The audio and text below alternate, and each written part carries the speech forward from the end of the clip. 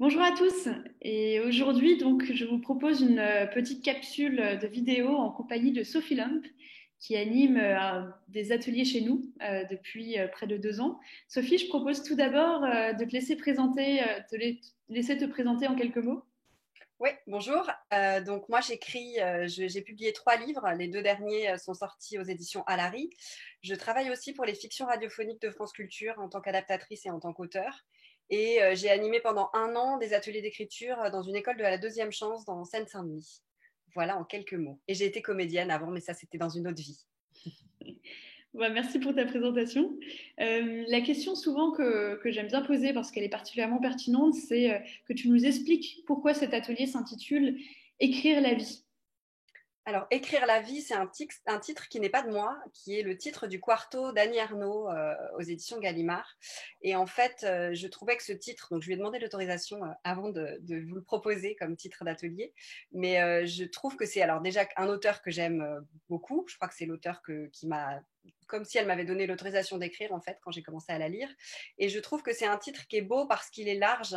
En fait, c'est pas écrire sa vie, c'est pas écrire la vie des autres, c'est écrire la vie. Donc la vie, ça peut aller vraiment du tout petit détail d'un quotidien jusqu'à un événement marquant d'une vie. On n'a pas forcément besoin d'écrire sur soi. Je crois que quand on écrit même de la fiction, c'est bien de savoir mettre de la vie dans ses fictions. Donc c'est vraiment l'idée de l'atelier. C'est Moi, ce qui m'intéresse particulièrement dans ce que tu viens de dire, c'est le fait de s'autoriser à écrire. Tu disais que c'était finalement en lisant Annie Ernaux que tu avais eu ce sentiment-là. Et j'ai aussi l'impression que dans ton atelier, c'est ce que tu veux donner aussi à tes élèves, cette capacité, cette force de s'autoriser à écrire.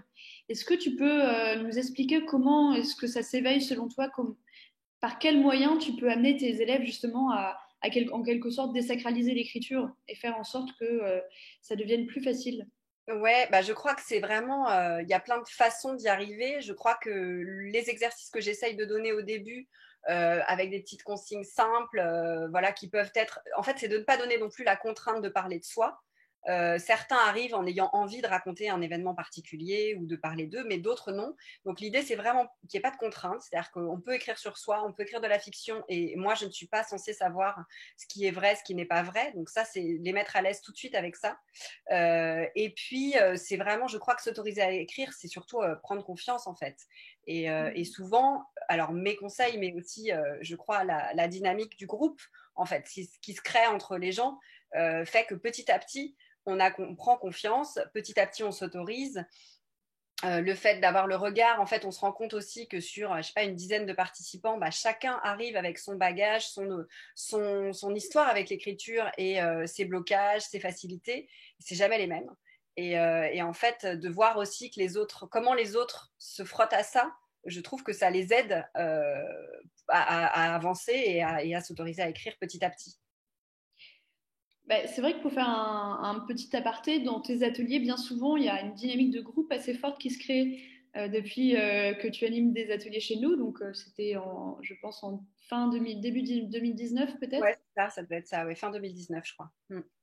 Tu as des élèves qui ont continué à travailler avec toi, atelier après atelier, qui ont continué, puisque tu les as aidés à trouver une voie et tu les as guidés justement vers parfois un roman, vers l'aboutissement d'une nouvelle.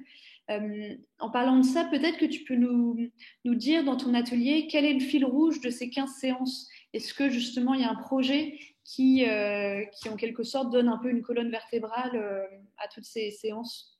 Alors du coup, on part sur 12 pour le prochain atelier, je le précise juste, puisqu'on voilà, au lieu de faire 15 séances de 2 heures comme je faisais d'habitude, on fait 12 séances de 2 heures et demie pour avoir un peu plus de temps à la fois d'écriture et surtout d'écoute.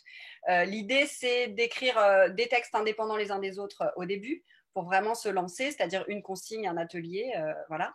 Et puis, alors je ne sais pas encore sur combien de séances, mais je pense que ça sera sur au moins 3 ou 4 séances. L'idée, c'est d'aboutir un texte.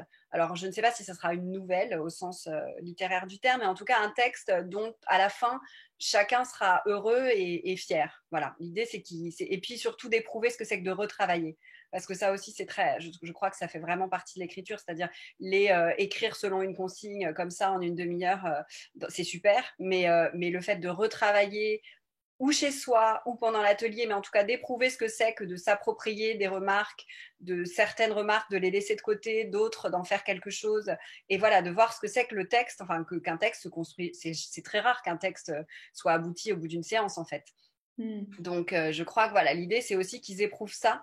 Qu'est-ce que c'est qu'écrire? C'est pas juste voilà, mettre des mots sur le papier, c'est vraiment apprendre à tenir compte d'un regard extérieur et puis petit à petit à en avoir de moins en moins besoin en fait et à devenir autonome par rapport à sa propre écriture.